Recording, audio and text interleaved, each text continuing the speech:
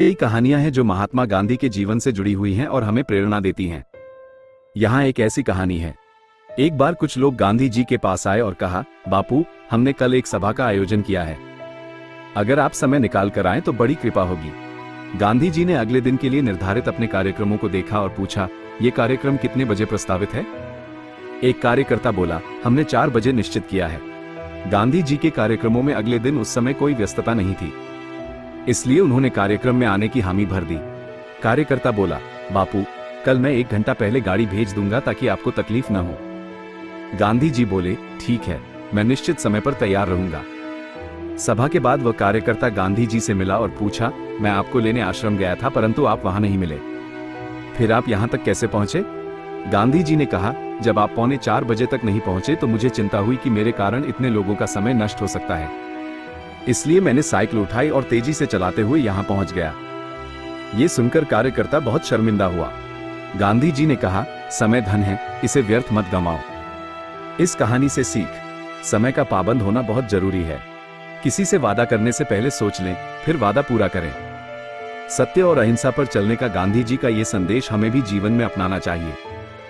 एक बार दक्षिण अफ्रीका में रहते हुए गांधी जी को एक गरीब किसान की मदद करने के लिए एक गांव जाना था। रास्ते में एक नदी पड़ती थी। बारिश के कारण नदी का जलस्तर बढ़ गया था और नाविक रास्ता पार करने से इनकार कर रहा था। गांधी जी को पता था कि उस गांव में किसान की हालत बहुत खराब है और जल्द मदद पहुंचाना जरूरी है। उन्होंने नदी पार करने का कोई रास्ता ढूंढना शुरू किया। थोड़ी देर बाद उन्हें कुछ बच्चे नदी के किनारे खेलते हुए दिखे। गांधी जी ने उन बच्चों से पूछा, क्या तुम लोग मुझे ये नदी पार करवा सकते हो? बच्चों में से एक बोला, हाँ, हम आपको दूसरी तरफ पहुंचा सकते हैं, लेकिन हमारे पास तो कोई नाव नहीं है। गांधी जी मुस्कुराए और बोले, कोई बात नहीं। उन्होंने अपना धोती निकाला और उसे फुलाकर उस पर बैठ गए। बच्चों ने मिलकर धोती को पकड़ा और धीरे धीरे नदी के पार ले गए। दूसरी तरफ पहुंचकर गांधी जी ने बच्चों को धन्यवाद दिया और उस बीमार किसान की मदद के लिए गांव की ओर चल पड़े। इस कहानी से सीख, मुश्किल परिस्थिति में भी हिम्मत नहीं हारनी चाहिए। हर समस्या का कोई न कोई समाधान होता है। छोटी चीजों का भी बड़ा उपयोग हो सकता है। बिल्कुल, यहाँ एक और कहानी है जो महात्मा गांधी जी के दृढ़ विश्वास और सत्य के मार्ग पर चलने की सीख देती है। ईमान की परीक्षा। जब गांधी जी दक्षिण अफ्रीका में थे, तब वहां ट्रेन में यात्रा करते समय एक बार उनकी जेब से उनका टिकट गिर गया। टिकट ना मिलने पर कंडक्टर ने उन पर जुर्माना लगा दिया। गांधी जी जानते थे कि उनका टिकट है, मगर वे ये साबित नहीं कर सके। उस समय उनके पास 2 ही विकल्प थे, जुर्माना भर दें, झूठ बोलकर टिकट होने का दावा करें। गांधी जी ने ईमान का रास्ता चुना। उन्होंने जुर्माना भर दिया, लेकिन साथ ही रेलवे के अधिकारियों को इस घटना की लिखित शिकायत भी की। उन्होंने लिखा कि उनके पास टिकट था, लेकिन वह खो गया। कुछ दिनों बाद रेलवे विभाग से उन्हें एक पत्र मिला। विभाग ने उनकी ईमानदारी की सराहना की और उनके खोए हुए टिकट के पैसे वापस भेज दिए। साथ ही उन्होंने गांधी जी को धन्यवाद दिया कि उन्होंने झूठ बोलने का सहारा नहीं लिया। इस कहानी से सीख, सत्य के मार्ग पर चलना ही हमेशा श्रेष्ठ होता है। ईमानदारी से जीने से अंततः सम्मान और सफलता मिलती है। कठिनाइयों में भी हमें न्याय और सत्य के लिए आवाज रेज़ करनी चाहिए।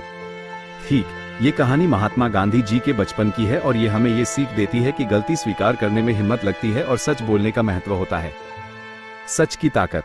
बापूजी जब स्कूल में पढ़ते थे तो एक दिन उनके सहपाठी का मंसूर नाम का लड़का अपना भूगोल का होमवर्क भूल गया था।